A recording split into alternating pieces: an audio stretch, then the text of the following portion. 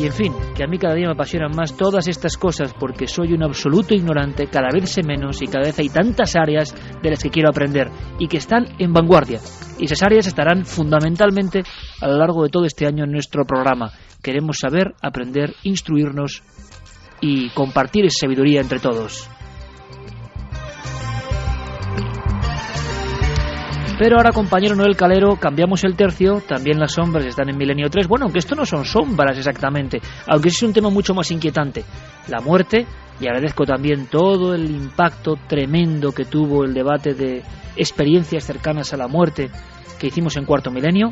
Gracias por ese milagro de hacernos continuar en la televisión 7 temporadas después. Y esto de alguna forma sale a colación de todas esas investigaciones. Esto dará para mucho, imagino. Yo nunca lo había oído. Una vez más, y esto es lo importante, las vías diferentes de contacto de este programa nos proporcionan información.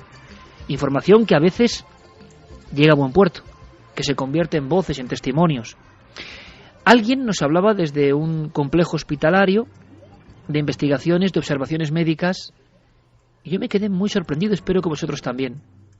El titular sería: aquellos que deciden el minuto en el que van a morir.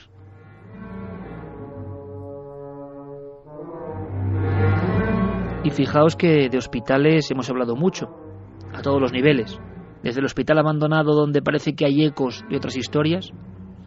¿Veis? Esos son temas, no voy a decir más sencillos, sí, desde luego, más espectaculares, que calan en todo el mundo, pero que al final se quedan en un limbo. Pueden ser interpretaciones, sugestiones o algo de verdad. Son como destellos en el fondo de otra realidad. Hospitales también para hablar de extrañas experiencias con moribundos, por ejemplo. Muchas enfermeras, mucho personal de noche en hospitales a los que mandamos un fortísimo abrazo ahora mismo, que ven cómo se pulsa la luz de una habitación, llegan allí y es una habitación vacía, que no hay nadie, pero han llamado desde ella. Recientemente, minutos antes, había muerto una persona. El mundo del hospital es un mundo donde hay un archivo paralelo siempre, un archivo que solo se cuenta entre pasillos, entre profesionales, un mundo al que no accede el común de los mortales, al que no accedemos. Y esto es como otra piedra, como otro peldaño. Carlos Largo, compañero, tienes tú toda la información y has hablado con la protagonista de esta historia, sorprendente como pocas. Pues nuestra amiga se llama Covadonga Iker, es médico de familia y trabaja actualmente en la UBI, en el servicio 061 de la provincia de Almería. Ella, como comprenderás, ha visto fallecer a mucha gente en los hospitales en los que ha trabajado. También nos ha dado a conocer su punto de vista sobre la muerte, esa muerte de la que hablabas y que, bueno, pues en ocasiones vemos como algo traumático. Ella opina que es algo totalmente normal y que es un estado o un paso en el que incluso las personas que fallecen se les llevan a terminar los dolores justo en los momentos previos en el que se marchan y que incluso llegan a sonreír. O sea que hay una muerte plácida, hay toda una ritualística, Carlos, toda una historia, toda una serie de escritos, pero lo que no había era testimonios, digamos, muy recientes, ¿no? De observación por parte de un médico, por parte de alguien de ese mundo cerrado. Por fortuna, muchas veces la persona parece que va pues hacia esa luz, o hacia esa conciencia, o hacia ese apagarse el interruptor, cada uno que ponga lo que quiera, pero que va en paz, por muchos que sean los dolores, la angustia, el desapego que existe con todo lo material. Hemos recibido a lo largo de los tiempos muchísimos testimonios de personas que sienten cómo les envuelve una gran paz, una gran sensación de armonía. Pero claro, esta mujer nos trae casos concretos. Uh-huh. Ejemplos, por ejemplo, como el del hospital de Galdácano, en el que trabajaba hace unos años, en Vizcaya. Estaba haciendo una guardia y de repente pues ingresa un hombre bastante mayor, estaba agonizando, estaba muy enfermo, muy cercano a la muerte, y le monitorizan. Este hombre tenía 6 o 7 hijos, tal y como nos comenta, y es el primer caso que ella nos ha hablado de un hombre que eligió el momento exacto en el que quería morir. Entonces lo ingresamos, o estaba ahí en observación, en urgencias, monitorizado, y este hombre tenía bastantes hijos, no sé ahora mismo si decirte si eran 6 o 7 hijos. El caso es que el hombre entró agonizando casi al borde de la muerte, que pensamos que nos iba a dejar en cualquier minuto de eso, según entró por la puerta de urgencias. Y cuál fue nuestra sorpresa cuando pasaban las horas, y el hombre seguía allí aferrado a la vida, vamos, con uñas y dientes, monitorizados con un latido débil y a 30 latidos por minuto y respirando hasta que entró el último de sus hijos. Ya cuando estaba él rodeado por todos sus hijos, es cuando el hombre ya tranquilo, ya pues definitivamente falleció. La sensación, Carlos, de que había cierto control o cierta incluso influencia sobre el fenómeno de la muerte que nos parece siempre inexorable, repentino, incontrolable, ¿no? Y esta mujer, imagino que a raíz de esos casos en Galdácano empieza a prestar una atención especial a sucesos parecidos y empieza a anotarlos, a registrarlos, y claro, su archivo nos deja boquiabiertos ahora mismo, ¿no? Uh-huh. Nuevamente en Almería, que es la ciudad en la que actualmente trabaja, se encuentra un caso sorprendente. Una mujer de unos 90 años de edad pues fallece a raíz de un permiso, digamos, llamémoslo así, que le dan los hijos. En este caso Covadonga recibe un aviso domiciliario, se acerca a la casa de esta anciana, era maestra, como decimos tenía unos 6 o 7 hijos también nuevamente, y ella pues dialoga con la familia. La paciente en este caso no había fallecido todavía, y son unas palabras del hijo mayor las que le permiten marcharse de este mundo. Lo escuchamos. Con sondas, con pañales, le habían dado de alta 9 meses antes en el hospital y pensaba que iba a fallecer en 2-3 días. Con esa sorpresa que la mujer pues pasaban los días, pasaban los meses. Entonces yo les dije, ¿le han dado permiso a esta mujer para dejar el mundo este? Y me miró toda la familia con una cara como diciendo, a mí, pensando, esta mujer por mí debe estar loca, o dice unas cosas como no un poco raras. Pero bueno, insistí tanto que el mayor de sus hijos allí, que estaba en el domicilio, pues me hizo caso. Fue donde su madre y le dijo algo así como, mamá, no te preocupes, que te puedes ir, yo me voy a hacer cargo, no te preocupes, que yo voy a cuidar de todos tus nietos, de tus hijos, de mis hermanos, así que te puedes ir tranquila. Y no llegó ni a 20 minutos, la mujer también falleció. Aquí lo curioso, entre otras muchas cosas, claro, es cómo esta profesional del mundo de la UBI, ni más ni menos, ese mundo donde está la delgada línea roja entre la vida y la muerte, Santi Javier se refiere un poco a, no sé, a ideas o conceptos como muy antiguos que hemos escuchado en las tradiciones arcaicas más profundas, por ejemplo, de España, el permiso para morir. Esto, viniendo del ámbito médico, implica la permanencia, ¿no?, de muchas creencias poderosísimas que influyen hasta en ese momento cumbre. Me parece maravilloso e impresionante, sinceramente, no sé a vosotros. Hombre, la verdad es que, como muy bien has dicho, los profesionales que tienen contacto directo con la muerte todos los días tienen un conocimiento directo que va mucho más allá de cualquier cosa que se pueda aprender en las facultades o en los libros. Y realmente es curioso cómo muchos de los conceptos que entre enfermeras, entre médicos, entre personal que trabaja en esos centros y en esos puestos en concretos, pues hasta hace muy poco se contaban en voz baja o eran cosas que formaban parte de alguna forma de la mitología de la profesión. Determinados científicos y determinados doctores actualmente están investigando sobre precisamente la casuística y la incidencia estadística de este tipo de cosas, intentando mirarlo desde una perspectiva completamente objetiva y darle al fenómeno en sí pues la entidad que tiene, que va mucho más allá de lo anecdótico o de lo folclórico. Javier, incluso estaríamos hablando de ese umbral, de esas experiencias previas a la muerte, en las que también hay mucho registro, incluso por parte de médicos como el doctor Vila y demás, de esas personas que o sonríen o miran a un punto fijo de la habitación, o parece, porque a veces no pueden verbalizar lo que están viviendo, en otras ocasiones sí, que reconocen, pero no en una luz, no en un túnel, no en un lugar lejano, sino en la habitación, a seres queridos ya fallecidos.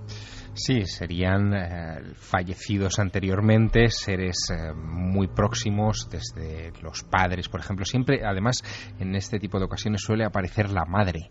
Es la persona que le dio la vida y que ya se marchó, es la que viene a recoger a esa persona, hombre o mujer, para llevársela al otro lado.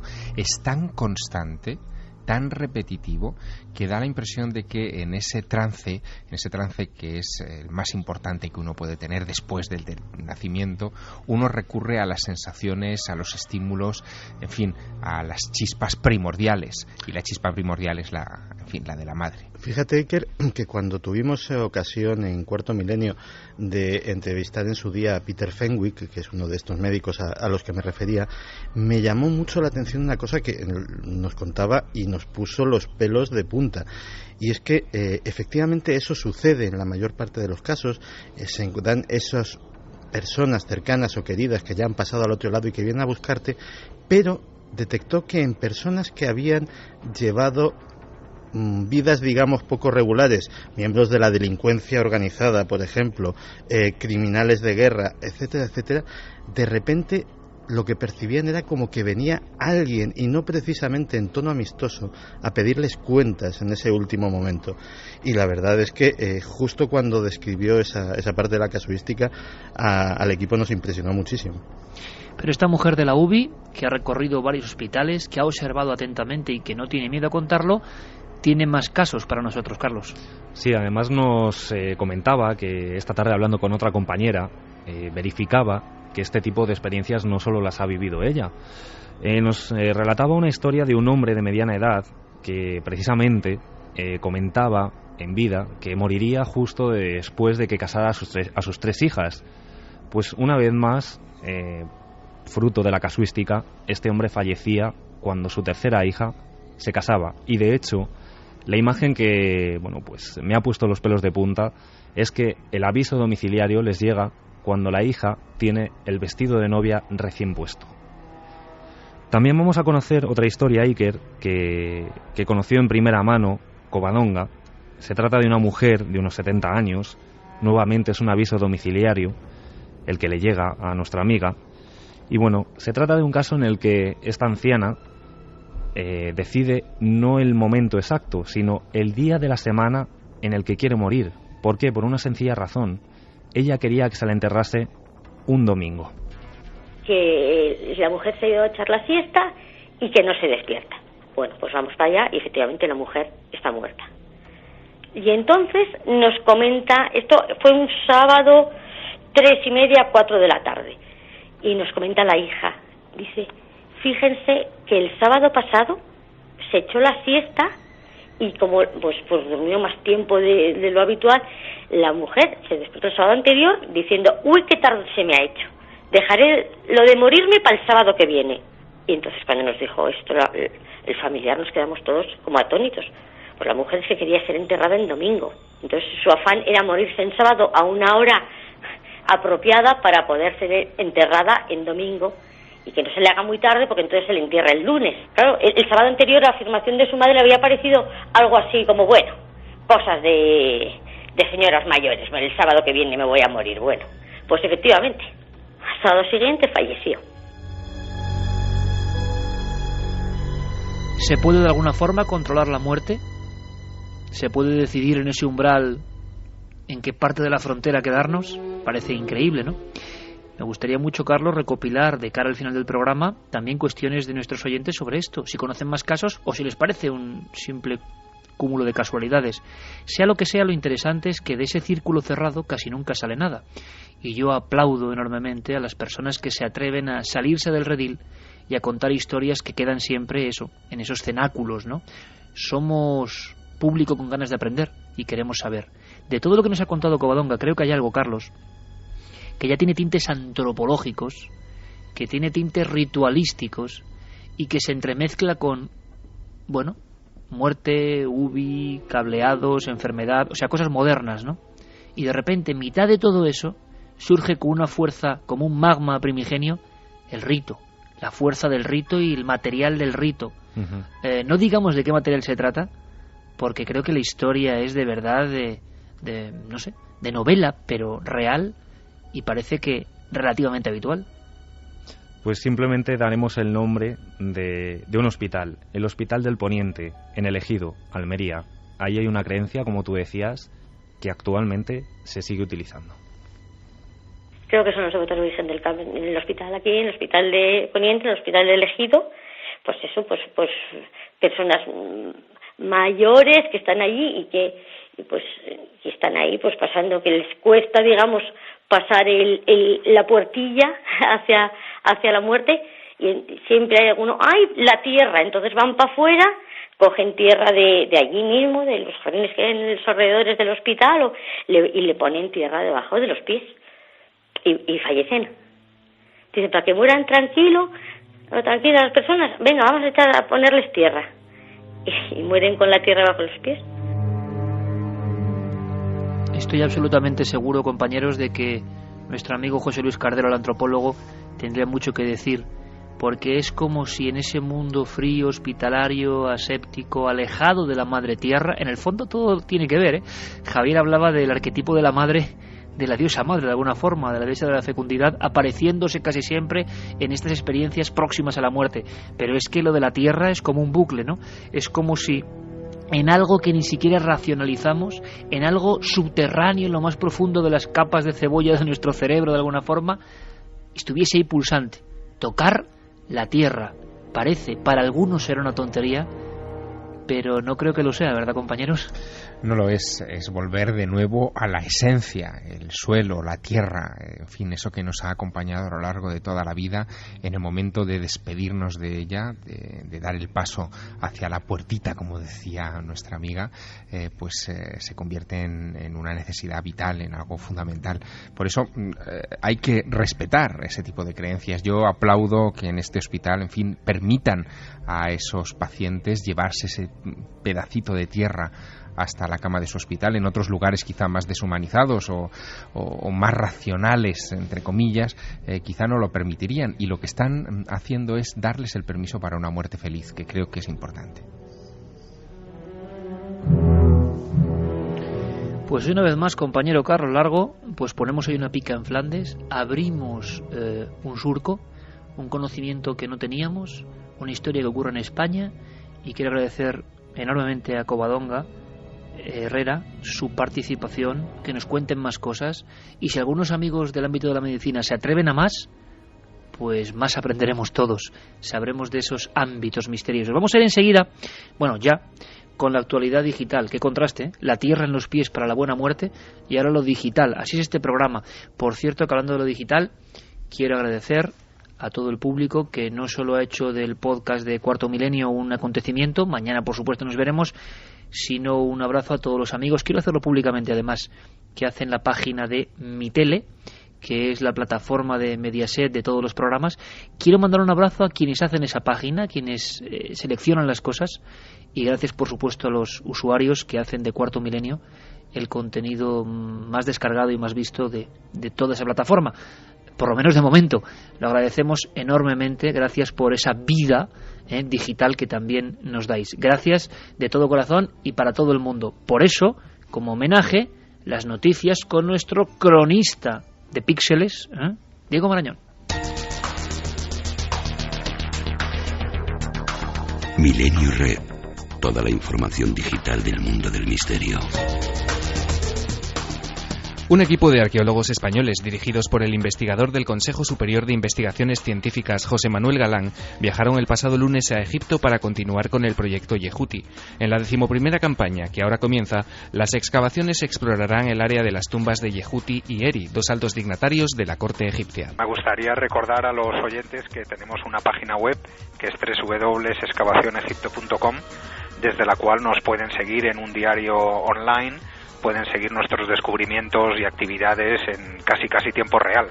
En efecto, los trabajos podrán seguirse a diario en la página web del proyecto, que se actualizará desde Luxor. El diario de excavación describirá con texto y fotografías las tareas y descubrimientos que se vayan realizando para que los navegantes puedan seguir en tiempo real cómo se desarrollan los avances. Asimismo, la página incluye un vídeo sobre las tareas acometidas en la campaña del año pasado. En la sección Visita las tumbas, un viaje virtual alrededor de la tumba de Yehuti permite ver la complejidad de los monumentos funerarios. Nunca lo hemos tenido tan fácil para darnos un paseo por los rojizos paisajes de Marte. Con todo lo enormemente inspiradora que parece la superficie marciana, es una zona brutal e inhóspita para los humanos. Es frío, es seco, es desolador. La NASA sigue sorprendiendo con sus aplicaciones para dispositivos móviles y lanza Mars Images, una aplicación que envía fotografías de Marte directamente a smartphones. Esta novedad, totalmente gratuita, se nutre de los archivos de los diversos rovers que se encuentran repartidos por el planeta rojo. Las imágenes que estos van tomando, una vez recogidas, pueden ser descargadas directamente desde la aplicación. Se trata, por tanto, de una vía directa con los robots que se encuentran explorando Marte. Una oportunidad única de contemplar, sin intermediarios, las maravillas que se ocultan en nuestro planeta vecino. Otra noticia que esta semana copaba los titulares de varios medios digitales es la aparición de Vermeer, un nuevo proyector holográfico desarrollado por Microsoft que genera hologramas que se parecen mucho a lo que todos hemos visto en la Guerra de las Galaxias, cuando la princesa Leia aparece flotando en el aire enviando su mensaje de auxilio. Ayúdame, Obi-Wan Kenobi. Eres mi única esperanza. ¿Qué es eso? ¿Qué es? Te ha hecho una pregunta. ¿Qué es eso? Ayúdame, Obi-Wan Kenobi. Eres mi única esperanza. El dispositivo produce una ilusión óptica que puede verse desde cualquier punto sin necesidad de usar gafas especiales y sin que exista una pantalla o un cristal de por medio. Vermeer, que proyecta unas 3.000 imágenes por segundo, es visible a lo largo de 360 grados y puede ser tocado sin problemas. De hecho, es posible que el sistema reconozca esos toques y reaccione en consecuencia. El proyector se encuentra en fase experimental, por lo que aún existe un gran margen de mejora en aspectos como el parpadeo de las imágenes o su complejidad. La incertidumbre generada por la amenaza de proliferación nuclear y el calentamiento global ha provocado que esta semana el Boletín de Científicos Atómicos adelantase un minuto su cuenta regresiva para el apocalipsis. Escuchamos a Robert Scolow, miembro de esta asociación. El mundo está en aprietos. Mucha gente quiere vivir mejor de lo que vivimos ahora, en un planeta de tamaño finito. No es tan grande como nos gustaría que fuese. Y tenemos problemas con nuestra atmósfera, con nuestros bosques, con nuestros océanos, con nuestro sistema político, nuestros valores, y será increíblemente difícil superarlo para el resto de este siglo y más allá.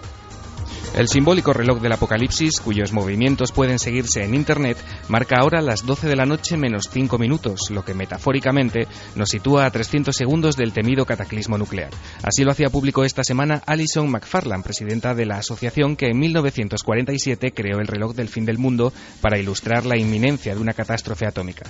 Con esta modificación, el reloj del juicio final recupera el minuto que había perdido en enero de 2010, última vez que sus agujas habían retrocedido 60 segundos. Desde que el simbólico reloj fue creado, su inquietante cuenta atrás ha sido ajustada 19 veces.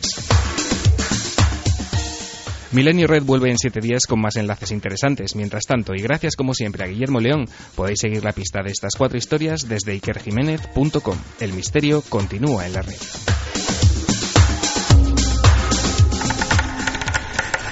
Milenio 3. Detrás del misterio. En busca de una respuesta. Cadena Ser. Curioso observar los informativos porque, evidentemente, es una selección de cosas y uno a veces se pregunta qué está pasando de verdad de fondo. Estamos en la cultura de lo hiper rápido, hiper resumido, hiper flash. Queremos siempre nuevas cosas. Nos hemos olvidado de lo que se dijo ayer. De alguna forma, incluso el sistema de los muros de Facebook o de cosas parecidas tienen esa rapidez para lo bueno y también para el absoluto olvido y la descontextualización.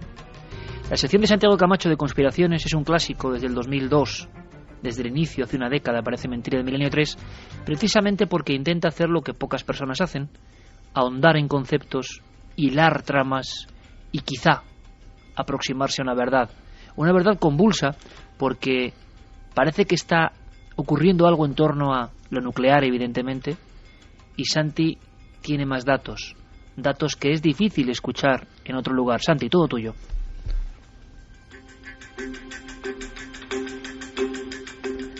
Pues sucedió hace muy pocos días, el pasado día 11, en las calles de Teherán. Mustafa Ahmadi Rosnan, un científico nuclear de 32 años, moría a consecuencia de un atentado con bomba.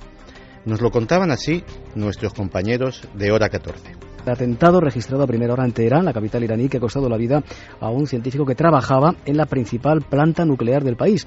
Se sabe poco más sobre lo que ha pasado, solo que el gobierno de Irán acusa a Israel y que no ha respondido. El científico y profesor universitario Mustafa Ahmadi Rosan, de 32 años, falleció al estallar la bomba dosada en su vehículo por un individuo que viajaba en una motocicleta. Rosan era uno de los responsables de la planta nuclear de Natanz, la mayor de Irán, situada en el centro del país. Esta no es la primera vez que científicos vinculados al programa nuclear iraní han sido objetos de atentados. Hace justo 2 años fue asesinado otro conocido científico nuclear. El organismo iraní de la energía atómica acaba de señalar mediante un comunicado que su camino nuclear es irreversible a pesar de la presión internacional.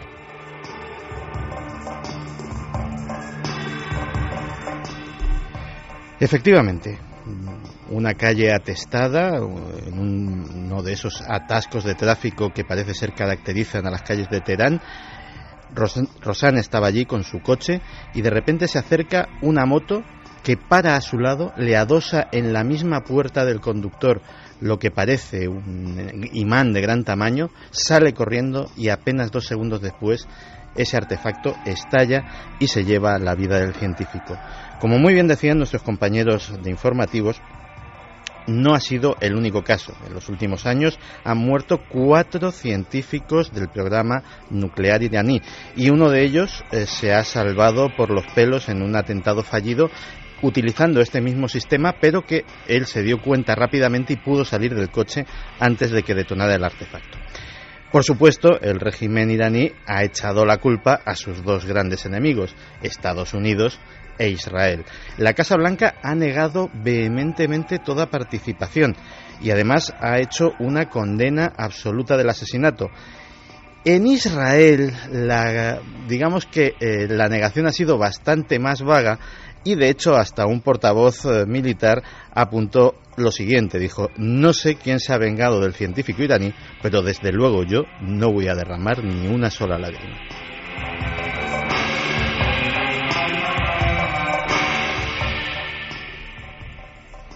Lo realmente curioso, y de hecho en algún momento ampliaremos este tema, es que la profesión de científico, no solamente en Irán, se ha convertido en los últimos años en algo de alto riesgo. En los últimos 10 años han muerto decenas, y repito, decenas, y no estoy exagerando la cifra, de científicos de determinados campos: microbiología, armamento químico, armamento biológico, guerra psicológica, tecnología nuclear, prácticamente en todos los países: Rusia, Estados Unidos, Reino Unido, Australia. Ya te digo que ampliaremos el tema, pero lo realmente curioso es que esto no es la primera vez que sucede y muy cerca también del entorno de Israel.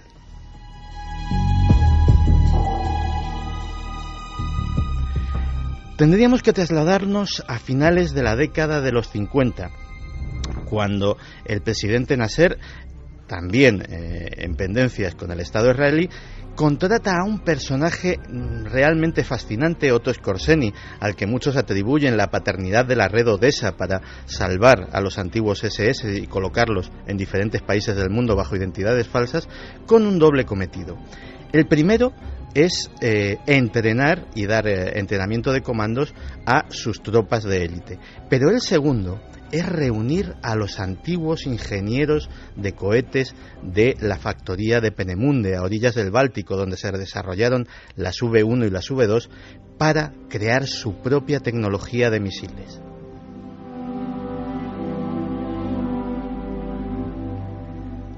Así, en un lugar secreto de Egipto se crea la Factoría 333, un sitio donde se reúnen las que fueron algunas de las mejores mentes en el campo de la aeronáutica, de los cohetes, de los misiles, de la Alemania nazi, reunidos, traídos prácticamente de todas partes del mundo por este hombre que había contribuido precisamente a que se fugaran y a que no cayeran en manos de los rusos o de los americanos, que se los estaban lógicamente rifando para que contribuyeran a sus respectivos programas espaciales y de armamento.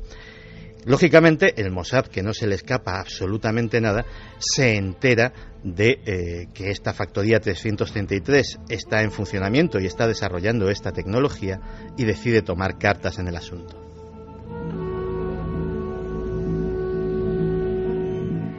Entre todos sus agentes, escogen a Wolfgang Lotz. Wolfgang Lotz es un judío de origen alemán que tiene un aspecto de ario absolutamente impecable, alto, rubio, ojos azules, y le dan una identidad de antiguo soldado de las SS. Lo consiguen dotar de documentos falsos, de una vida absolutamente impecable, le hacen entrevistarse con decenas de supervivientes de campos de concentración para que sepa detalles íntimos de cómo funcionaban los establecimientos, anécdotas, etcétera, etcétera, para que tuviera temas de conversación, y se infiltra en los ambientes de los alemanes. Él asiste a fiestas, alterna con la florinata de la sociedad germana de la capital egipcia, se convierte en un personaje popular y recaba nombres, datos, direcciones, etcétera, etcétera, y con ellas, en 1962, el Mossad inicia lo que se llamó la operación. La operación Damocles consistió precisamente en dos cosas. Primero, el asesinato selectivo de algunos de estos ingenieros y científicos, y de otros que resultaban o más difíciles de encontrar o estaban más protegidos, chantajearles amenazando a sus familias, incluso secuestrando a sus familiares, y de esta forma presionarles para que abandonaran. El problema llega cuando en 1962, a finales de año, en Suiza, dos de estos agentes son capturados por las fuerzas de seguridad del país, Joseph Bengal y Otto Jolik, que estaban intentando amenazar a Heidi Goerke, que era la hija de un científico alemán especialista en electrónica y que era el que iba a diseñar los sistemas de guía de estos misiles. Lógicamente se destapa absolutamente toda la operación, el escándalo internacional es mayúsculo, pero eso sí, en 1963 se cierra la factoría 333 sin que Nasser vea uno solo de sus misiles. Nunca antes habías estado tan cerca de lo desconocido. Milenio 3. Cadena SER.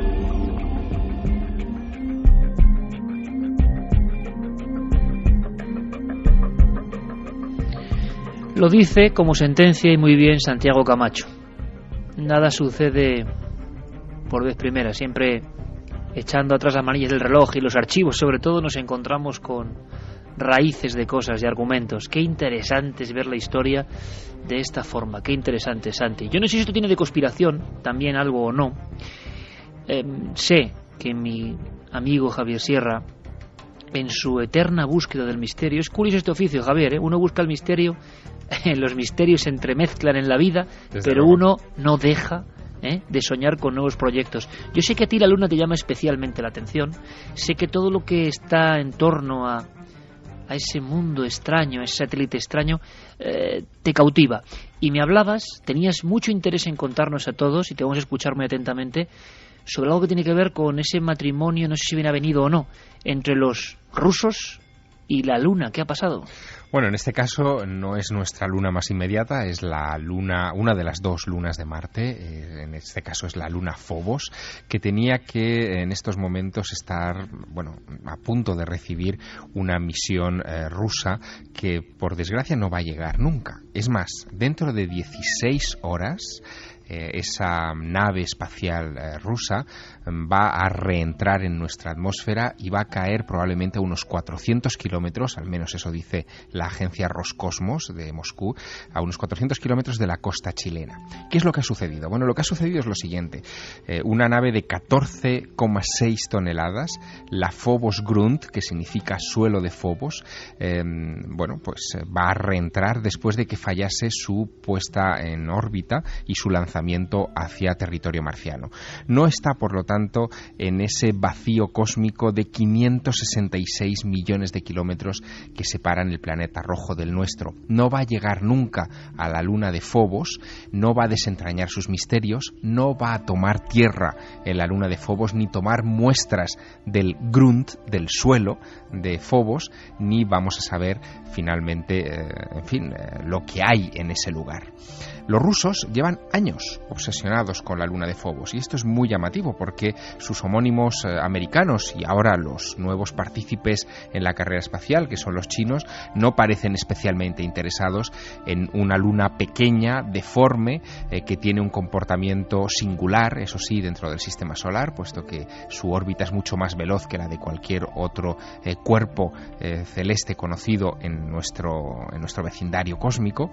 Pero los rusos se obsesionaron con ello ya en los años 50. Uno de los padres del programa espacial soviético, Joseph Losky, se fijó en esa luna y apostó que probablemente las características de su forma y de su velocidad en torno al planeta rojo se debían a que se trataba de un cuerpo hueco, por lo tanto artificial, y por lo tanto quizá una nave extraterrestre a la deriva que merecería la pena investigar. Esto parece ciencia ficción, Iker, pero a los rusos les ha motivado mucho.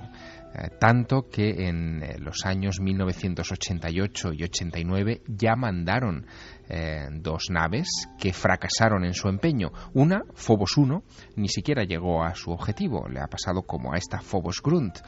Pero la otra, Phobos 2, sí alcanzó la luna de Phobos y en 1989 nos envió algunas de las imágenes más sorprendentes que hasta entonces habíamos visto de ese minúsculo punto en nuestro vecindario.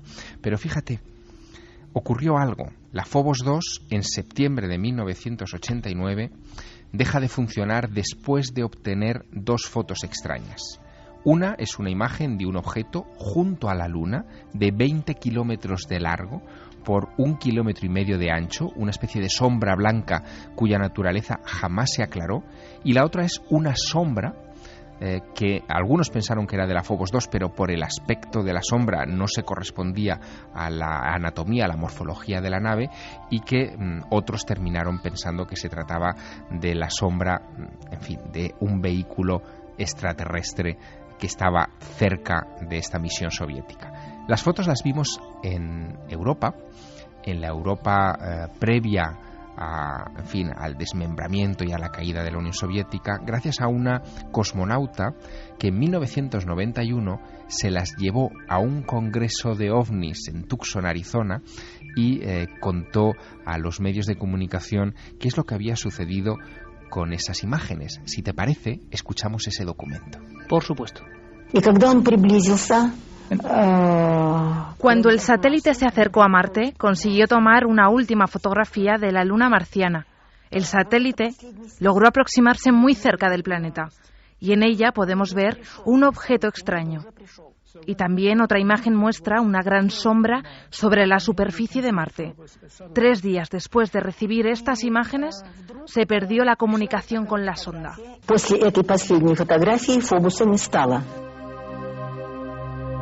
Parece, Javier, de película de ciencia ficción espacial, y estoy recordando, quizá me equivoque, pero no es Phobos y Deimos, no son Phobos y Deimos los que tienen esa leyenda de nombre impuesto por una extraña sincronicidad a través de los viajes de Gulliver, si no recuerdo mal, de Jonathan Swift. Así es. Es una historia apasionante que tiene que ver con Phobos y Deimos, espanto y terror. Exactamente, son los 2 nombres que se les dieron a estas lunas de Marte y que no se descubrieron hasta fecha relativamente reciente, pero en los viajes de Gulliver ya se describe la existencia de estos 2 satélites e incluso su rotación. En fin, Jonathan Swift, el autor de este libro, tenía alguna clase de información privilegiada que ninguno de sus contemporáneos poseía y que volcó en clave de ficción en esta obra. Es un misterio más a añadir, porque fíjate que este asunto de las Phobos y especialmente de la Phobos Grunt, que por desgracia ha fallado en su misión y que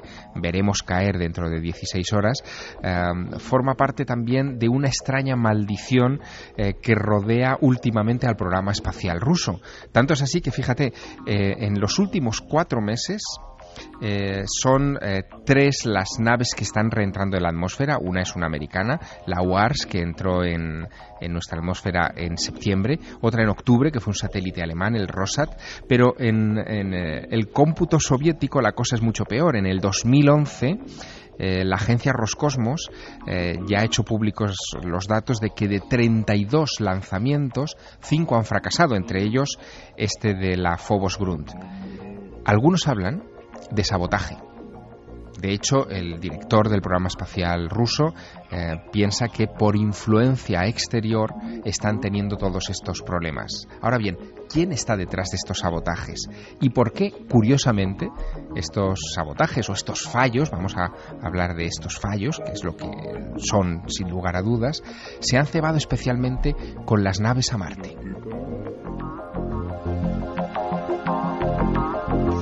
Y una cosa más, Javier, ¿sabemos algo de esas fotografías, de esas imágenes previas a la caída del muro de Berlín, tan de novela del cosmos y de la ciencia ficción?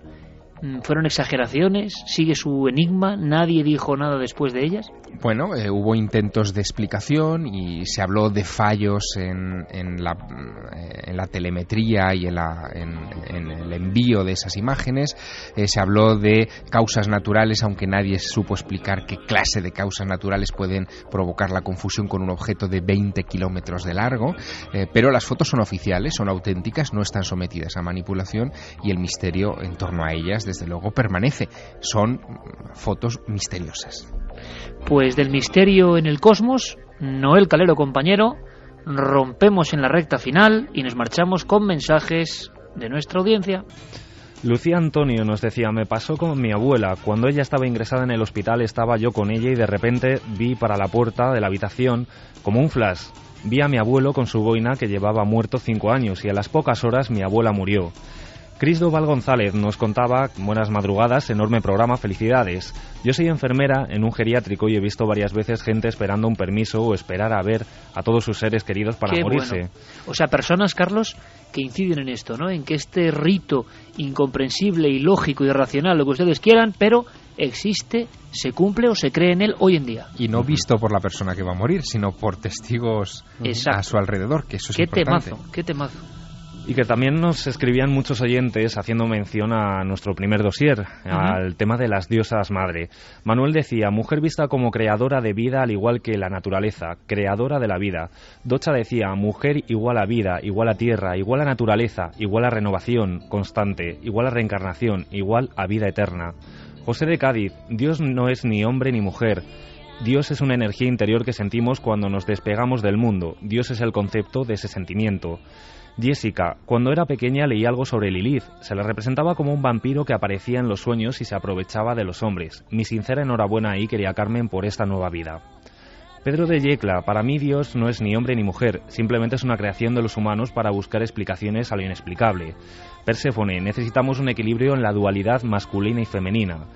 José Luis Calero: enhorabuena, Iker, por tu niña y dales un beso a las 3 chicas de tu vida, incluso a tu madre. El sexo de Dios no lo sé, pero siempre he pensado en él como un abuelito, así como un chico. Muchos comentarios, muchas reflexiones y, como siempre, muy interesantes. Cada vida un universo, con su propio criterio. Nosotros no queremos convencer a nadie. Sería el anticoncepto de lo que hacemos. Al revés, lo que sí queremos es desenterrar cosas, porque nos da la sensación de que se vive muy deprisa y hay grandes historias a todos los niveles. Yo repito, incluso no es la historia, incluso no es el tema, es nuestra propia mirada sobre el paisaje de la vida y saber emocionarse con todo ello. Javier Sierra, compañero; Santiago Camacho, compañero; Fermín Agustí, compañero; Carlos, compañero; y Noel Calero. Y Geraint Martínez siempre ahí, por supuesto, nuestros 2 amigos del mágico sonido. Ha sido un placer hacer este programa con vosotros. Hasta dentro de 7 días. Mucha luz para vosotros, amigos, y que la diosa madre os proteja. También a vosotros. Lo mismo te digo. Desde la madrugada, 7 minutos, estamos en Milenio 3, en un día especial. Un día especial, Carlos, que yo creo que además habrá sido notado por nuestros oyentes, que nos habrán dejado alguna felicitación para Iker y para Carmen, ¿no? Bueno, pues una no. Han llegado decenas y decenas y decenas. Y bueno, pues vamos a leer algunos de esos comentarios que han llegado a nuestras vías de contacto, milenio3 con número @cadenaser.com, a la página web, las frases de los oyentes, cadenaser.com, y a la nave del misterio, a nuestras redes sociales, Facebook, Twitter y Google+. Vamos a leer algunos de ellos, de estos comentarios. Antón nos decía: felicidad y alegría, Carmen e Iker. David, por ejemplo, nos decía: que la niña os dé toda la felicidad que nos ha dado con tu programa desde la primera noche que os escuché en 2003. Enhorabuena y milenios de felicidades, nos decía Gato al Sol. José Luis García: enhorabuena, Iker y Carmen, os deseo lo mejor para los tres. Andrea: enhorabuena, Iker y Carmen, por vuestra niña. Qué hermoso y emocionante lo contado por Iker. Me encanta el nombre y me ha hecho recordar cuando di a luz a mi primer pequeño. Salud, amor y felicidad para todos. Javier nos decía: enhorabuena, Carmen y Iker, bienvenida, Alma. Conozco perfectamente las sensaciones de las que habla Iker, porque hace poco más de un par de meses que nació mi hijo, nuestro primer hijo. Adrián, por ejemplo, nos daba la enhorabuena también por la nueva milenaria, que somos un poquito más numerosos. Mucha salud, mucha suerte y un beso muy grande a los papás. Saludos desde Costa Rica. Para que veas, Santi, la gran cantidad de mensajes que están llegando y dando la enhorabuena tanto a Iker como a Carmen por la llegada de Alma. Pues no me extraña, porque en el fondo Alma es un poco ahijada de todos. Va a tener muchísimos padrinos milenarios. Y ya tenemos los datos, muy rápido, que antes teníamos esos problemas técnicos. La encuesta: ¿qué esperáis para el 2012? En ikerjiménez.com. El 58,9% dice que será un buen año con evolución y conciencia, y el 41,1% será un mal año con involución y con degradación. Muy poco han variado los resultados. Pues eso es lo que deseamos, que sea un buen año para todos, en especial para Iker Jiménez, para Carmen Porter, para Alma y para todos los que nos estáis. Y vamos a comenzarla ahora con una historia que me traía Javier Sierra, que hace poco más de un año estaba impresionándonos en estos mismos micrófonos. Él estaba muy lejos, estaba pasando muchísimo frío, supongo, haciendo una travesía épica por el Monte Ararat. Y precisamente del Monte Ararat nos traes una historia que a mí personalmente me parece digna de la mejor película de acción y misterio de Hollywood. Pues lo es, y la traigo a colación a raíz de una noticia con la que despedíamos 2011 y que amenaza con convertirse en algo tan cíclico como las muertes de animales en Bibi, en Arkansas, que mencionábamos hace un rato. Y es el descubrimiento o el anuncio del descubrimiento del Arca de Noé en, digamos, la cumbre del Monte Ararat. Otra vez. El último descubrimiento se hizo público hace exactamente un mes, el 9 de diciembre del año pasado, cuando Daniel McGivern, que es el presidente de Shamrock de Trinity Corporation, que es una organización religiosa, en realidad, que busca pruebas de que el Génesis es un libro de historia y no un texto religioso, anunciaba que gracias a la utilización de un radar de suelo, de un GPR, habían podido encontrar en un glaciar de 90 metros de grosor a 5.059 metros de altura en esa cumbre que tiene 5.165, un tablón de madera que se encuentra a unos 7 metros de profundidad, de unas dimensiones muy considerables. Sería una especie de viga de 37 metros y medio de largo. Un señor tablón. Sí, por 7,5 más o menos de ancho, es decir, un tablón o un conglomerado muy notable, y que según Daniel McGivern, pues no es sino un resto evidente del Arca de Noé petrificado dentro de ese glaciar. Lo curioso es que esta no es una historia nueva. Daniel McGivern ya había hecho ese tipo de declaraciones y había anunciado parte de ese descubrimiento en su propia página web, que se titula Noah's Ark Found, en el año 2009, es decir, que ya lleva un tiempo dándole vueltas a este asunto, y se suma a una serie de historias muy recurrentes en torno a este tema que yo investigué en su momento bastante de cerca cuando tuve que escribir El Ángel Perdido, pero que me han servido en estas horas para rescatar unas declaraciones que todavía no había compartido con nuestros milenarios.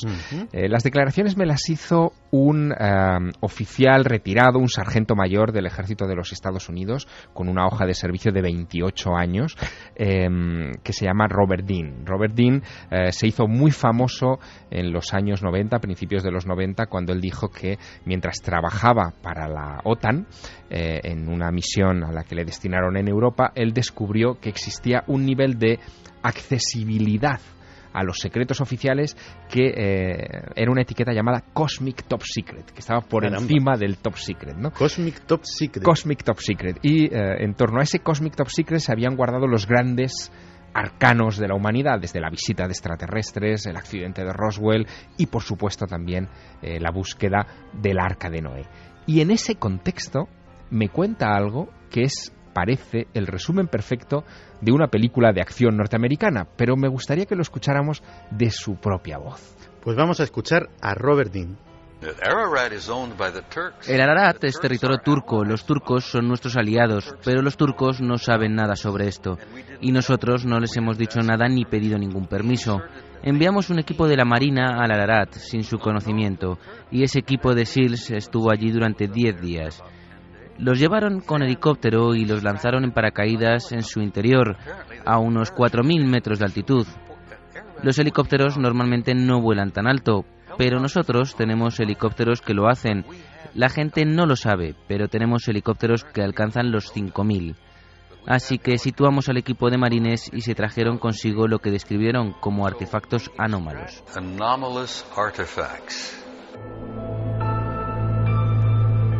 Artefactos anómalos. ¿Cómo de anómalos? Claro, ¿qué artefactos anómalos fueron los que encontraron ahí? Bueno, pues Robert Dean no me dio respuesta a ese interrogante, pero sí me dijo que se almacenaban en unas instalaciones militares de alto secreto a las afueras de Washington, en el cuartel de los marines, ¿no? El cuartel general de los marines. Almacén a lo Indiana Jones. Efectivamente, una especie de almacén a lo Indiana Jones. Lo que venía a sugerir Robert Dean, sin llegar a decirlo en aquella conversación que mantuve con él, es que quizá esos artefactos eran de procedencia extraterrestre, con lo cual artefactos de procedencia extraterrestre dentro del Arca de Noé ya es como rizar el rizo de todos los misterios.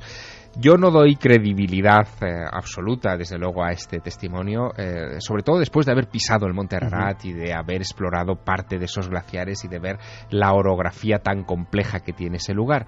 Es verdad que es una montaña en la que todo cabe, porque, en fin, su formación, el hecho de que fuera un antiguo volcán lleno de rocas basálticas con infinidad de recovecos, el hecho de que el diámetro solo de la montaña sea uno de los más grandes de la Tierra, tiene 40 kilómetros toda su extensión, bueno, pues hace que allí pueda caber de todo y que en su permafrost, en sus cumbres de hielo perpetuo, pueda haber fragmentos de lo que fuere.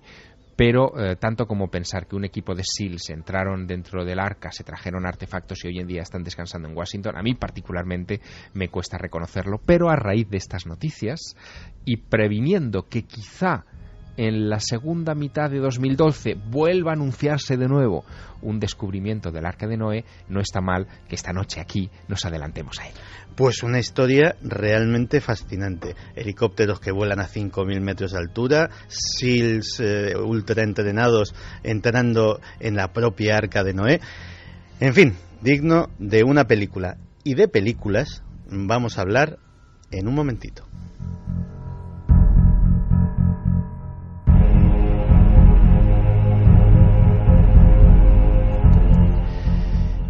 Porque hace un rato en la redacción Javier Pérez Campos me enseñaba unos documentos antiguos, unos pliegos de cordel que tenían un titular realmente sugerente. ¿Qué decía el título? Pues los tenemos aquí ahora mismo, son unos pliegos de cordel de 1849. En la portada, para que te hagas una idea, aparecen unas personas, unos policías, entrando en una sala cuyas paredes están forradas de cuerpos colgados de ganchos. En el suelo aún personas vivas agonizando, y el título dice: El pastelero de carne humana y el barbero asesino. El pastelero de carne humana y el barbero asesino. El título, la verdad es que promete. Y sobre eso se ha hecho una película. Así es, pues es una película del año 2007, Sweeney Todd.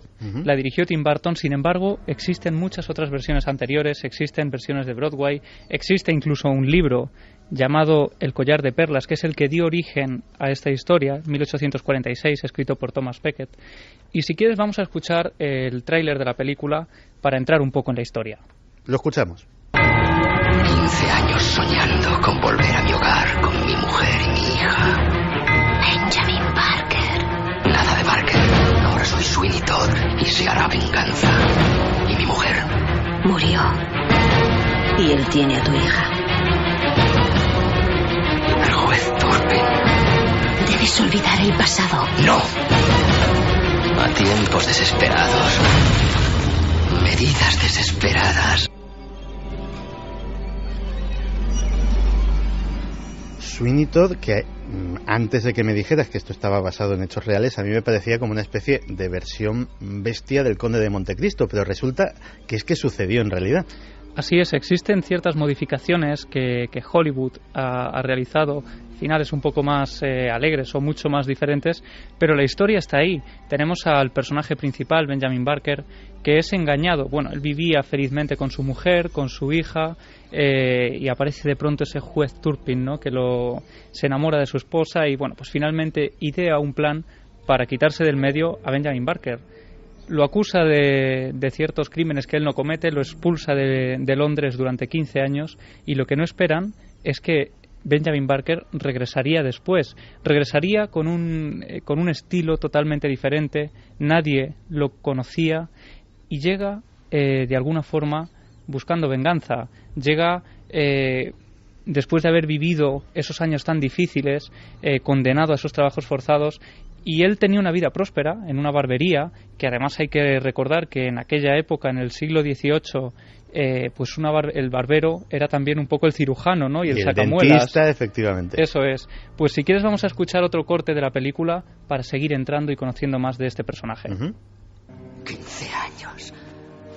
He podrido en un infierno por una falsa acusación. 15 años soñando con volver junto a mi mujer y mi hija. Parece que los años no han sido amables con usted, señor Barker. No. Nada de Barker. Ese hombre ha muerto. Ahora soy Todd. Sweeney Todd. Y se hará venganza.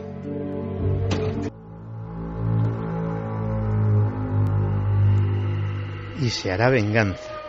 Y Así además es. hay otra voz, hay una persona, un cómplice.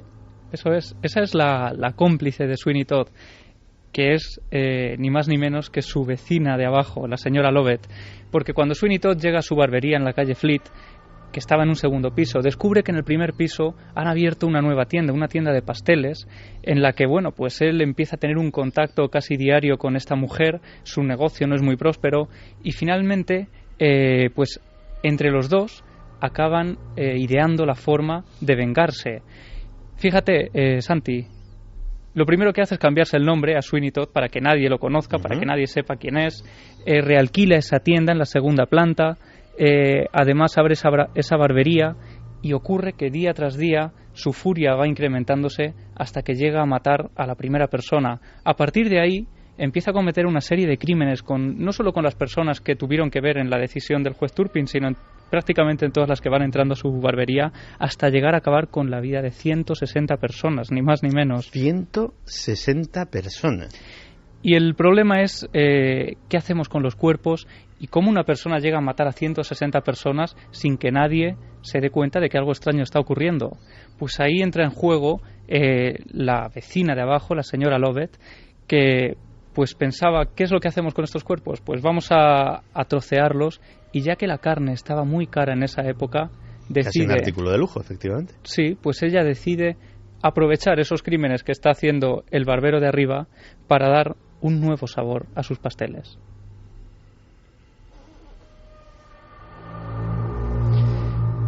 Para que te hagas una idea, Santi, los pasteles de la señora Lovett empiezan a tener una gran fama en Londres como empanadas de carne, ¿no? Así es, son empanadas de carne y pasa de tener un negocio que estaba muriendo prácticamente a enriquecerse de una forma bastante importante, y la gente que pasaba por allí decía que la textura y el sabor de ese relleno de los pasteles era algo que no habían probado nunca y que describían como una delicatessen. Fíjate que eso es una constante. Voy a esperar a que termine la historia, pero ha sucedido en otras ocasiones y ha habido casos en la historia criminal europea muy célebres al respecto.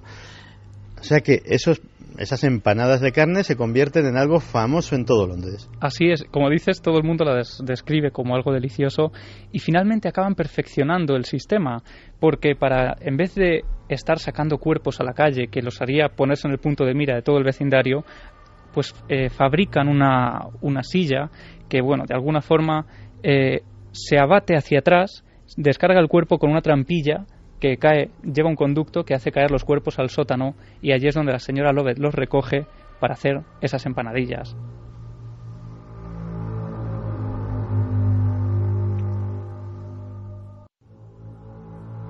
Verá, me han llegado quejas debido al hedor de su chimenea. Dicen que de noche es realmente nauseabundo. El respeto a las normas sanitarias y el bienestar público es responsabilidad mía, así que me temo que debo echar un vistazo a su horno. Por supuesto. Pero antes, ¿por qué no sube a afeitarse? Hoy invito yo.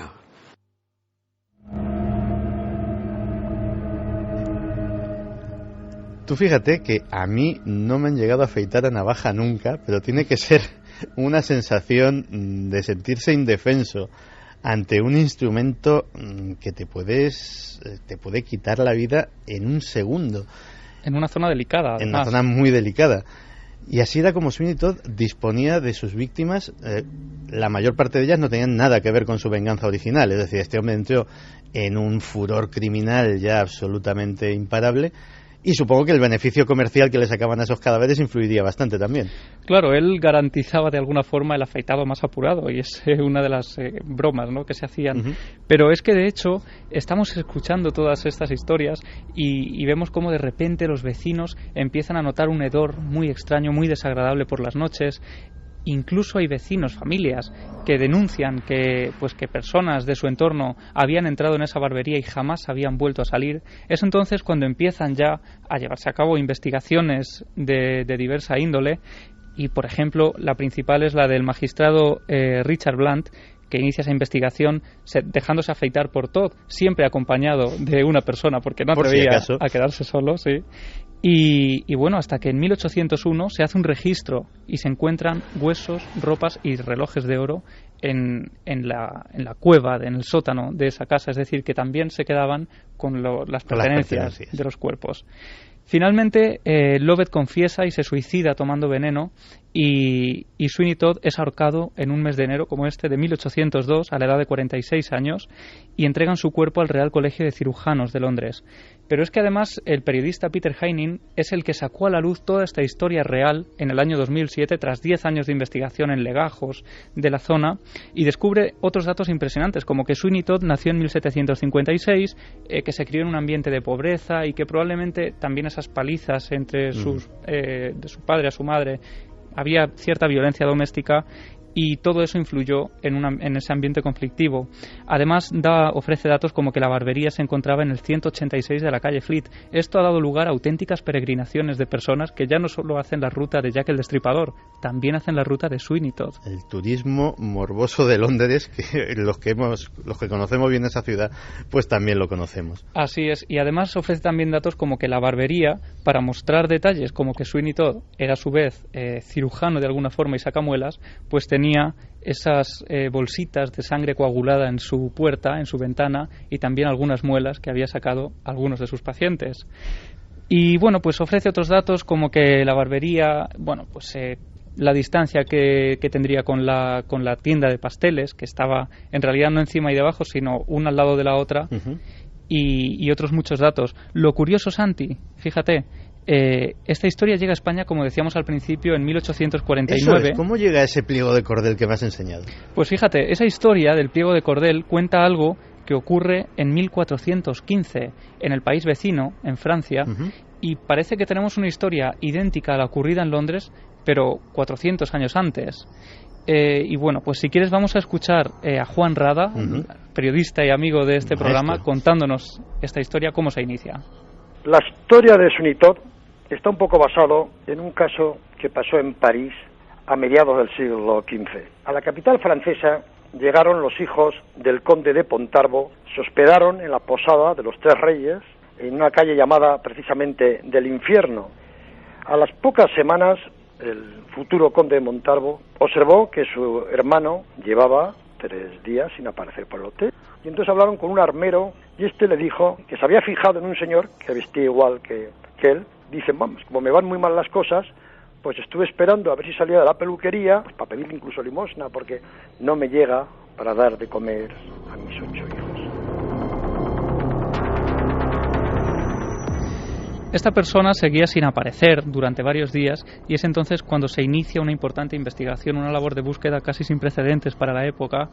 Y bueno, pues varios arqueros hacen un registro minucioso y ya cuando estaban a punto de tirar la toalla porque no encontraban absolutamente nada en esa peluquería, finalmente ocurre, Santi, una de esas casualidades que parecen casi imposibles. Pero tanto insistieron los arqueros que uno de ellos, sin querer, pisó un resorte y 2 de ellos cayeron de cabeza debajo a un sótano, a una cueva. Gritos, alaridos, espasmos, y en la tenebrosa oscuridad de la cueva descubrieron una decena de cadáveres colgados en las paredes mediante ganchos, como si fueran terneras, de los que habían cortado pedazos de carne. Era la cueva del horror. Y vieron que había un pasadizo al sótano de la tienda de al lado, que era la pastelería. Como vemos, la historia tiene todos los ingredientes, nunca mejor dicho, para, bueno, pues idénticos a la historia de Sweeney Todd, ¿no? Estas personas, estos 2 hombres, se llevaban un 50% de los beneficios que obtenían al robar las pertenencias de los cuerpos y el pastelero se llevaba la carne, que por cierto, además, la clientela más selecta, que era la que acudía allí, decía también que el sabor de esa carne era pues una delicia, ¿no?, para el paladar. Y bueno, pues cuando los cuerpos se pudrían, además, los lanzaban al Sena y nadie los encontraba. Aquella historia tuvo una gran repercusión. Bueno, finalmente fueron atrapados y se les fueron ejecutados, por supuesto, estas personas. Y vamos a escuchar de nuevo a Juan Rada, contándonos la repercusión de este caso. Fue una historia tenebrosa porque todo París, o la élite de París, acudía a esta pastelería, consumía esos dulces, todo el mundo conocía al pastelero, muchos también acudían a esa peluquería. Y entonces cuando se dieron cuenta de que aquello era la cueva del horror, pues causó un impacto impresionante.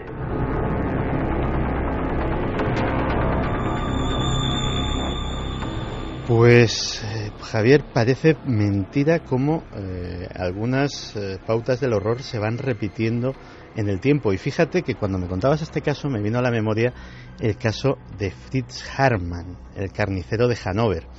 En la década de los años 1920 en Alemania había una crisis económica bastante más dura que esta, una inflación tremenda, una pobreza sin límite, y un hombre, Fritz Haarmann, se dedicaba a ir a la estación de tren de Hannover a jovencitos que venían de provincias a buscar trabajo, a buscarse la vida, pues a engañarlos, a seducirlos, a llevarlos hasta su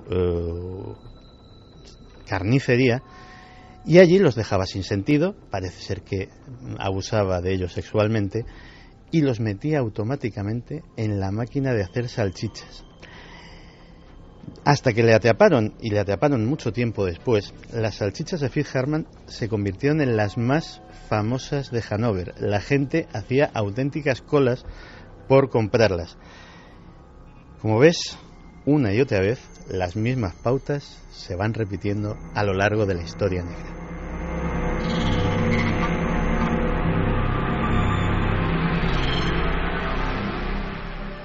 Y bueno, historias sucedieron entonces y historias suceden ahora.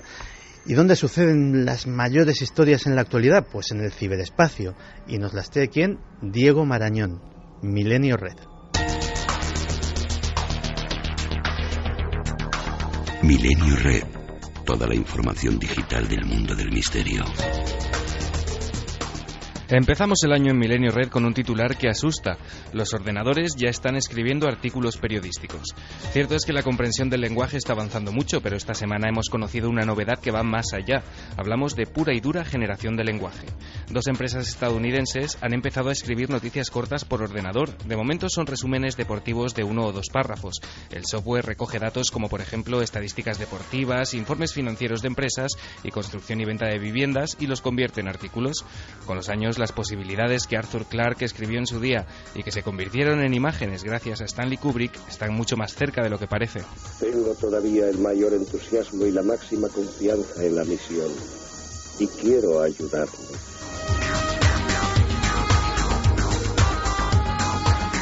Científicos de la biblioteca Lawrence Berkeley han logrado reproducir grabaciones inéditas que habían permanecido archivadas durante más de 125 años utilizando un escáner óptico 3D.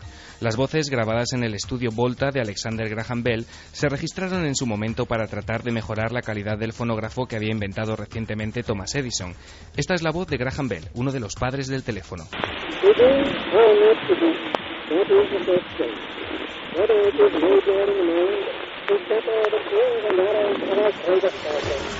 Los documentos sonoros fueron donados a la biblioteca por el propio inventor, quien sin embargo no los acompañó de un reproductor, por lo que su voz ha permanecido más de 125 años sin ser escuchada.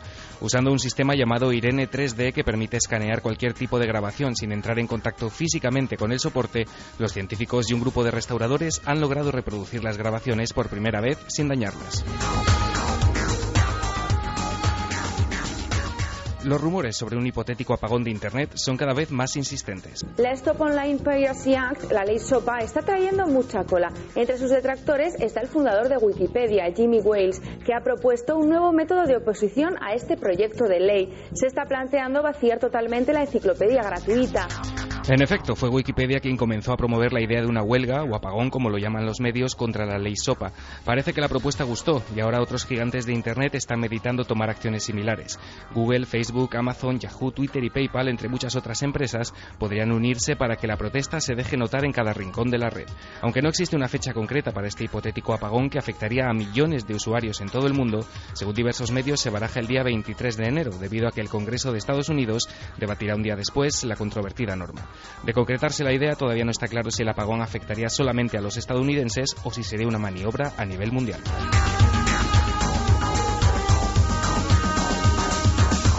Y ha sido uno de los temas más comentados en la red durante las Navidades. Un misterioso soldado gigante, cuya altura rondaría los 2 metros y 40 centímetros, presenció el funeral del líder norcoreano Kim Jong-il, acaparando la atención mundial en un país cuya estatura media es menor al 1,70 m. La prensa estaba allí para registrar cada momento, incluyendo esta llamativa foto. Twitter entró en ebullición cuando apareció la imagen que muestra lo que parece ser un soldado gigante, sobresaliendo del resto de la muchedumbre. La ya célebre imagen fue tomada por la agencia de noticias Associated Press y en ella se aprecia un numeroso grupo de soldados atendiendo las exequias del líder. Lo curioso es ver cómo un auténtico coloso humano sobresale en la fotografía. Algunos medios internacionales suponen que se trata de un jugador de baloncesto de aquel país. Otros diarios creen que la imagen ha sido retocada con el objetivo de aparentar que las fuerzas armadas norcoreanas son más numerosas de lo que en realidad son. Sea como sea, estamos ante la auténtica serpiente navideña en lo que al misterio cibernético se refiere. Aquí lo dejamos. Si queréis profundizar más en estas historias, nuestro compañero Guillermo León os facilitará los enlaces necesarios para ello. Nosotros nos escuchamos de nuevo dentro de 7 días, porque el misterio nunca se detiene y porque el misterio continúa en la red. Milenio 3. Detrás del misterio. En busca de una respuesta. Cadena SER. Pues los que no hayan tenido ocasión de ver la fotografía, que efectivamente consulten la página web, porque esto del soldado gigante en el funeral de Kim Jong-il es realmente impresionante y está dado lugar a teorías conspiranoicas que hablan de experimentos genéticos para crear supersoldados en Corea del Norte. En fin, la imaginación echa a volar. Mañana, en Cuarto Milenio, vamos a tener un debate. No sé si tan intenso y tan vehemente como el que acabamos de presenciar en esta mesa, pero vamos a tener un debate muy interesante sobre experiencias cercanas a la muerte, sobre las ECMs.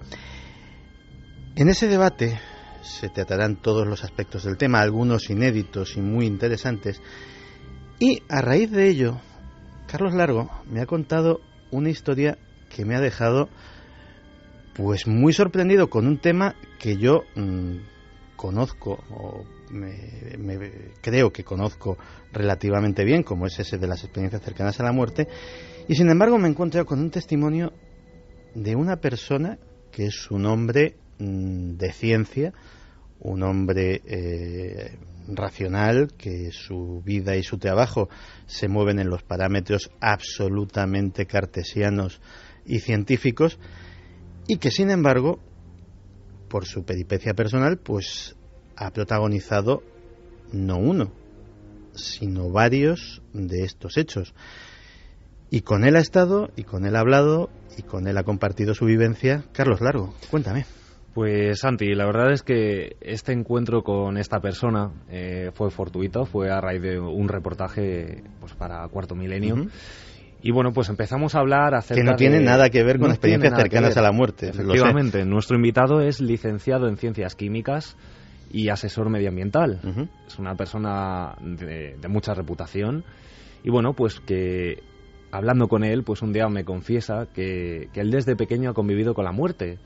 Desde muy pequeño ha estado en contacto con este tipo de encuentros y, como bien decías, no solo ha tenido una experiencia, sino hasta una decena, tal y como él me relataba. Sí, sí. Desde la edad muy temprana, por ejemplo, desde el primer año de edad, su madre le comenta ya que estuvo en varias ocasiones a punto de morir.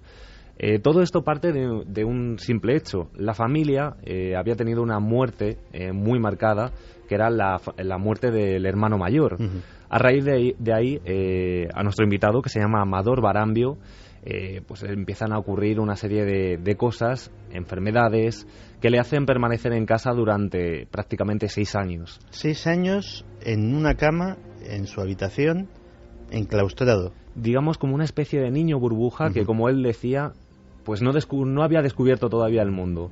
Pero si te parece, vamos a dejar que sea él mismo, Amador Barambio, licenciado en Ciencias Químicas, repito, que cuente cómo fueron sus primeros años de vida y su relación con la muerte.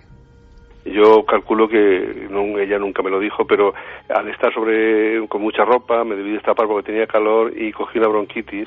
En aquellos tiempos no había los adelantos de antibióticos que hay ahora y se me quedó crónica. Entonces mi infancia transcurrió prácticamente encerrado en mi casa. No tengo recuerdos de juegos en el exterior, a la escuela fui muy tarde, porque del año hasta los 6 años aproximadamente, pues estuve muy enfermo y a punto de morirme como 13 o 14 veces, ¿no? Entonces mis recuerdos son siempre muy muy traumáticos, de ver, incluso recuerdo haber visto un ataúd blanco de pie, y yo estando en una cama y con el médico hablando con mi madre y mi madre llorando, o ver lo que llaman mortaja en los pueblos, es decir, una ropa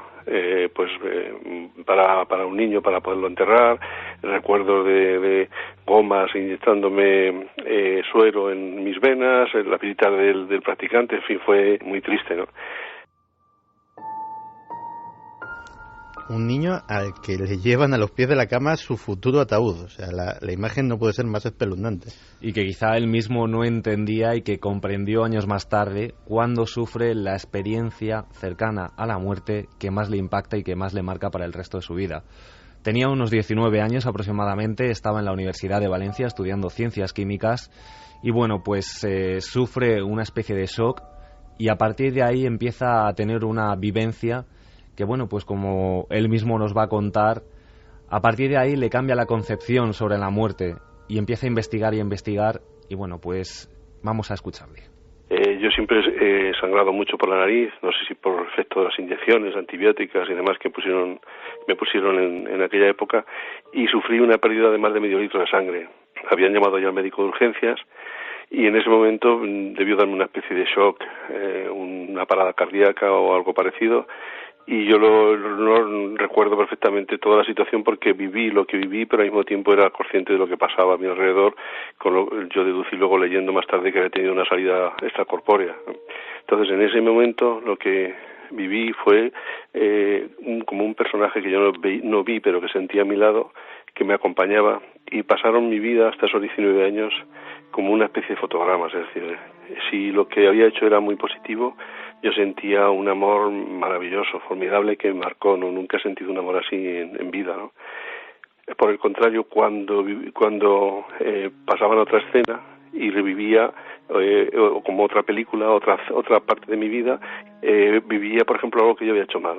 Y entonces sentía un dolor hondísimo, muy profundo y muy desahogador, que el personaje que pudiese estar a mi lado me calmaba, ¿no? Inmediatamente el médico, cuando se me produjo la parada cardiorrespiratoria, entró, me pusieron una inyección de vitamina K, por lo que me comentaron los compañeros y por lo que yo vi, vamos, sé que me llegaron a hacer reanimación cardíaca y volví. Entonces, pero yo creo que fueron realmente no mucho tiempo, porque me imagino si hubiesen quedado trastornos de algún tipo a nivel cerebral, y reviví, y yo recordaba perfectamente toda la escena, o sea, podía decir lo que habían dicho mis compañeros y vi todas esas situaciones, pero no llegué nunca a sobrepasar el túnel. Un personaje que le acompañaba a los pies o al lado de su cama constantemente, como en esas historias del tercer hombre que relatábamos hace unos programas, hace una temporada más o menos. Uh-huh. Y a raíz de ahí, pues Amador empieza a investigar, conoce pues todos los libros que trataban estas experiencias, Moody, efectivamente. Y además un elemento muy importante, que es que su mujer, su esposa, se dedica al medio sanitario. Uh-huh. Han estado en varios pueblos de Cuenca como médicos locales, digamos, y bueno, pues allí han podido conocer de primera mano más experiencias en las que gente que estaba a punto de morir decía estar acompañado por esa especie de persona. Que estábamos a 100 kilómetros y casi 2 horas de camino del hospital más cercano, que era Cuenca. Entonces ella vivió allí situaciones límites en el que, bueno, yo recuerdo pues a gente que murió en su camilla, acompañó a muchos moribundos, y ella sí que desarrolló una especie de sentido especial en el sentido de poder calcular casi el momento preciso de la muerte, ¿no? Y sí que cuenta muchísimas experiencias de pues personas que cuando estaban a punto de morir pues estaban le comentaban que le presento a mi padre, le presento a mi madre, es decir, que sí que venían como gente que ya no estaba viva a acompañar a ese moribundo, y mi mujer, claro, sabía que no estaban allí, pero que esa persona los veía con total normalidad, ¿no? De hecho, no solo se encontraban con estas experiencias en el despacho de su esposa en el ámbito sanitario, sino que también empieza a hablar con familiares, con amigos de su pueblo, y le empiezan a contar nuevas historias, algo que le reconfirma lo que él ha vivido durante su infancia y durante su juventud. Pero vamos a hacerle a Amador la pregunta clave: ¿tiene miedo a la muerte después de todo lo que ha pasado? Esto es lo que nos ha respondido. Yo no me atreví a comentarle a nadie mis experiencias porque me iban a tirar del loco, ni a mi familia, no podía, era algo que yo guardaba. Entonces, cuando llegó pues el Vida después de la vida de Dr. Moody, cuando empecé a indagar sobre las experiencias de Câmara-Ross, pues yo ahí asimilé que no era algo excepcional, que era algo bastante natural, porque gente de todas las creencias, de todas los estamentos sociales habían tenido experiencias parecidas a la mía. Entonces empecé a indagar en la gente más cercana, y sí que me encontré, por ejemplo, recuerdo una amiga mía de un pueblecito vecino a mi pueblo, que sufrió un ahogamiento en el pantano de mi pueblo, el pantano de Alarcón, y que ella me recordaba, me decía que había vivido perfectamente lo mismo que yo viví, así que había visto la escena con la reanimación que le habían hecho, lo que comentaba la gente, y que luego había vuelto a la vida, ¿no? Y que yo sé que totalmente, con total seguridad, de que cuando muera voy a vivir, porque yo no puedo pensar que eso es una alucinación ni nada parecido, ¿no? Todas las experiencias que viví de pequeño, más esa tan clara y tan vivida, siempre me han dado una fe total y una confianza absoluta de que realmente hay vida después de la muerte. Eso me ha hecho siempre confrontar a la vida con mucha tranquilidad, si yo no tengo miedo a morir.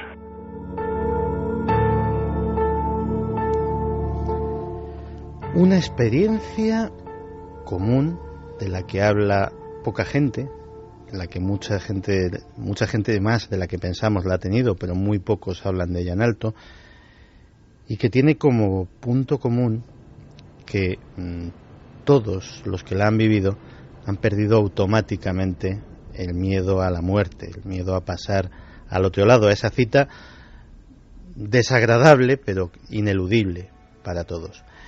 Mañana, en Cuarto Milenio, experiencias cercanas a la muerte. Os aconsejo que lo veáis porque va a ser un debate con unos invitados y sobre todo con unos datos que van a sorprender a más de uno.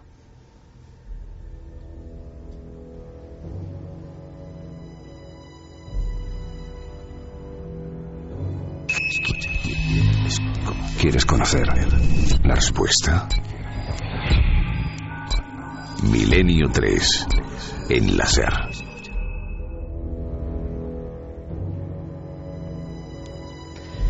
Bueno, Javier, esto se va a acabar dentro de muy poquito, una nochecita intensa, yo la recordaré. Y esperemos que sea también un año intenso, y va a ser un año de libros también. Aquí nos encantan los libros, nos encanta leer, a algunos nos encanta escribirlos. ¿Qué libros crees tú que van a ser los libros que van a pisar fuerte este año? Bueno, es difícil hacer una profecía de esas características porque algunos de ellos no estarán ni escritos todavía. Exacto, y muchos no están en los planes editoriales todavía en este momento, aunque parezca increíble, ¿no? Pero sí que este año va a ser un año especial, es el año internacional de la lectura, la UNESCO lo acaba de declarar así, por lo tanto habrá muchas actividades relacionadas con nuestros queridos libros, y hay algunos en el horizonte, en fin, que van a ser interesantes. Yo pienso en uno que a ti te va a gustar particularmente. Está siendo un éxito en los Estados Unidos en este momento, todavía no está traducido al español, pero vamos, en breve sin duda lo será. Yo no espero. Es una novela de Stephen King, la última, se titula 22-11-63. 22-11-63 es la fecha del asesinato ¿de quién? De John Fitzgerald Kennedy. Exacto, el 22 de noviembre de 1963. Bueno, la novela de Stephen King que ha escrito es un libro voluminoso donde cuenta las aventuras de un profesor de instituto joven de 35 años que se llama Jack Epping y que de repente descubre que en un restaurante de su pueblo, el dueño del restaurante en el sótano, en los almacenes, ha descubierto que hay un portal para viajar al pasado. Jack Epping se traslada al pasado, a la época del asesinato de Kennedy en Dallas, y trata de impedir que el presidente Kennedy sea abatido por las balas. Ese es el planteamiento de la novela. Mezcla, por supuesto, misterio, en fin, paradojas espaciotemporales, y mezcla, por supuesto, terror y amor, que son los ingredientes que Stephen King siempre ha sabido mezclar muy bien. Magistralmente. Y es una novela que promete y que, bueno, que llegará sin duda en 2012 a las librerías españolas. Conspiración, viajes en el tiempo, el asesinato de Kennedy. Yo personalmente no me la pierdo. Casi, fíjate lo que son las obsesiones culturales. Es una especie, salvando mucho las distancias, de caballo de Troya americano. Los americanos, cuando quieren saltar en el tiempo, yo creo que ese sería el momento ideal que escogerían, posiblemente porque es el momento más traumático de su historia reciente, ¿no? Sin duda hay dos momentos en el inconsciente colectivo de todos los norteamericanos. Uno es el asesinato de JFK y el otro es la llegada de Neil Armstrong a la Luna. No por viajar a la Luna, que probablemente no lo escogería prácticamente ninguno por los riesgos que conlleva, pero sí por recordar qué se estaba haciendo en ese momento en distintas partes del país, ¿no? O también incluso por añadir un elemento más, esa noche de 1957 en la que los rusos pusieron en órbita el Sputnik y que creó una gran conmoción en los Estados Unidos y que inspiró, por cierto, el arranque de un libro maravilloso de Stephen King también, que es uno de sus pocos ensayos, que se llama Danza Macabra. Es verdad que decía que era el momento en el que conoció el terror. Exacto. Que estaba en una matiné, en un cine, viendo pues un programa doble de películas de terror, y llegó el dueño del local, interrumpió la proyección y dijo que los rusos habían colocado algo en el espacio, ¿no? El Sputnik.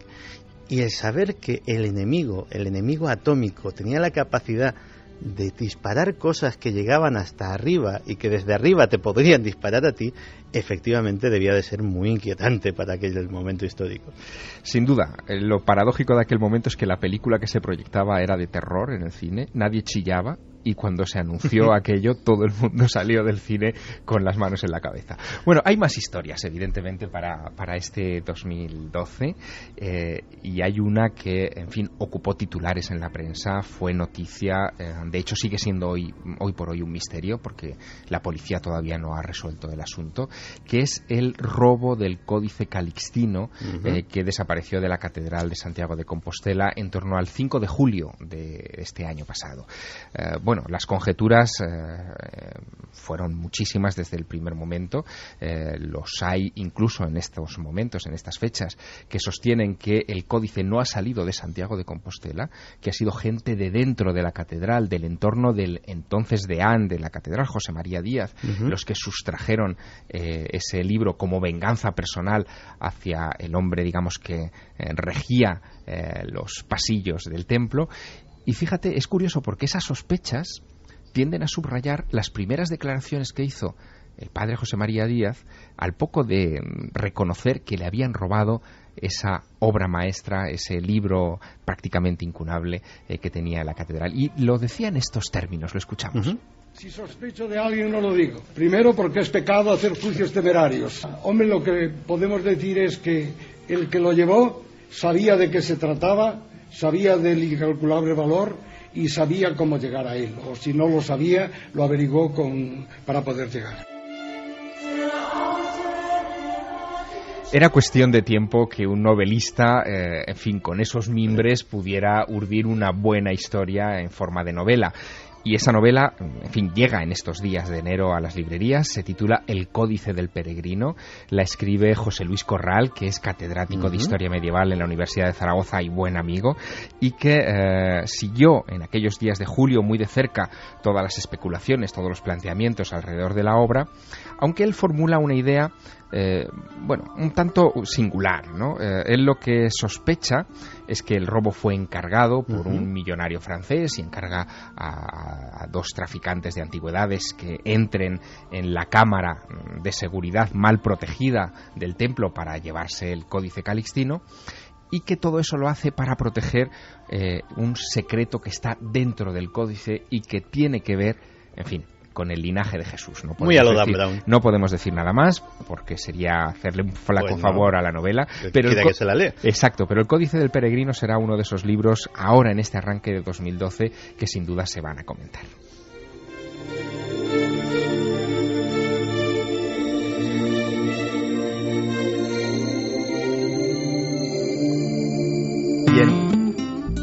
Y en esa lista de libros pendientes, de ensayos y novelas que sin duda leeremos, yo apostaría a que habrá por lo menos una docena de ellos que tendrán que ver con una efeméride importante en este 2012 y de la que nos tendremos que ocupar antes o después. ¿Qué se celebra?